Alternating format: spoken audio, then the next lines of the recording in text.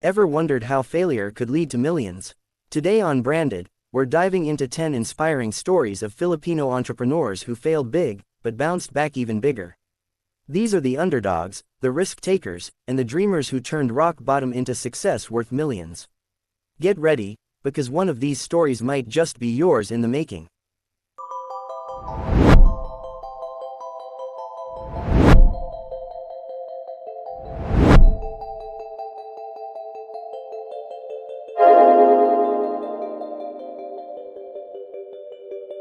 Number 10. Injap Sia, Mang Inasal.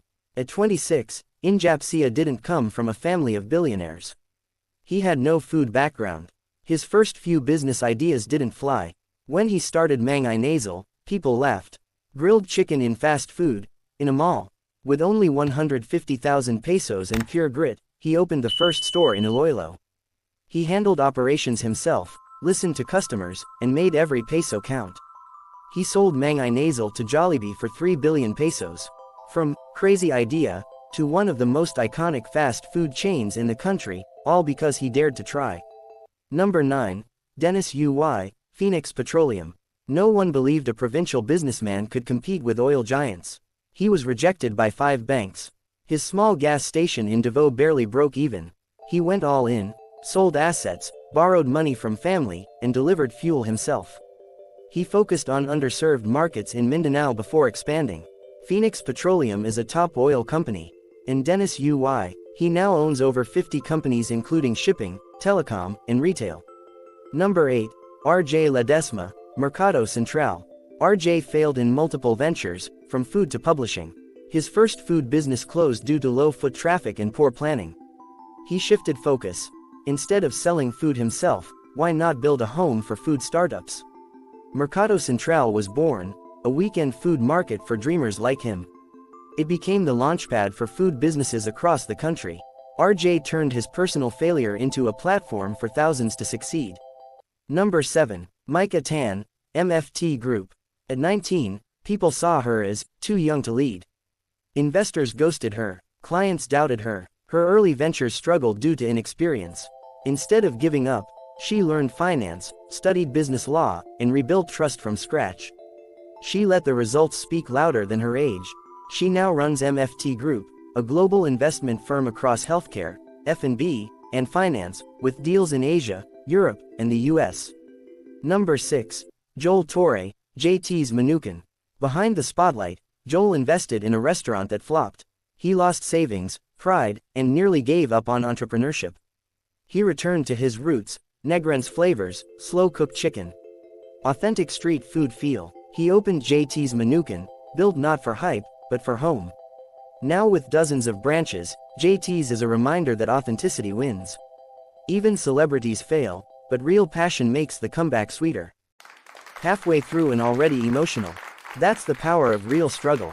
But hang tight, the next 5 stories will prove that failure isn't a full stop, it's just a comma. And if you love inspiring stories behind your favorite brands, don't forget to hit the bell and subscribe to our channel. Number 5. Reese Fernandez, Rags to Riches. She saw mothers in payatas making handwoven rugs, only to be paid 5 pesos per piece. When she tried to help, her first business model failed. Corruption, broken trust, and low sales almost ended it. Reese restructured the entire model, from ethical sourcing to fashion design, connecting artisans directly to buyers. Rags to Riches is a global social enterprise seen in fashion shows abroad. She didn't just build a business, she changed lives. Number 4. Edgar Sia 2, Double Dragon. After selling Mang Inasal, people said Injap Sia was lucky. When he moved into real estate, they doubted he could compete with giants. He partnered smart, teaming with Tony Tan Kakshing, Jollibee founder. Together, they launched City Mall, targeting underserved provinces. Double Dragon has over 100 malls and key real estate nationwide. It wasn't luck, it was vision, multiplied by resilience. Number 3. Steve Benitez, Bose Coffee. Steve opened his first Bose Coffee in Cebu. First few months, almost no customers. Friends said to quit. Competitors, Starbucks. He doubled down on Filipino beans, homey vibes, and community. He studied coffee, trained baristas himself, and kept costs low. Bose has over 100 branches and is a proud Filipino alternative to global coffee chains. All from a man who refused to give up after empty tables. Number 2, Anna Meloto Wilk, Human Nature. She believed in Filipino-made beauty products, but the market didn't.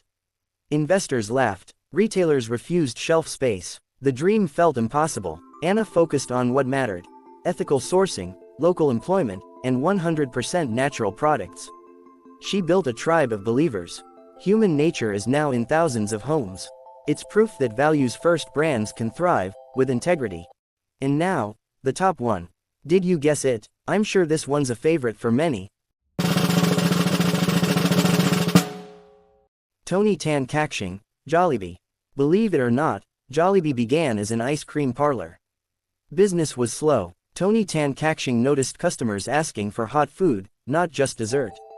He listened. He changed the menu, added burgers, spaghetti, and fried chicken. It was a bold pivot. He built a team. He studied McDonald's, then beat them in the Philippines. Jollibee is now a global food empire. From ice cream stand to international king. Because Tony wasn't afraid to change direction when it mattered. Each of them faced failure, the kind that makes you question everything. But they chose to try again.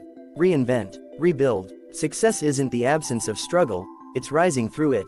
So if you're in your own battle today, you're not behind. You might just be in the middle of your story. Comment your favorite comeback story, and subscribe for more. See you in the next one, and remember, greatness always starts with a struggle.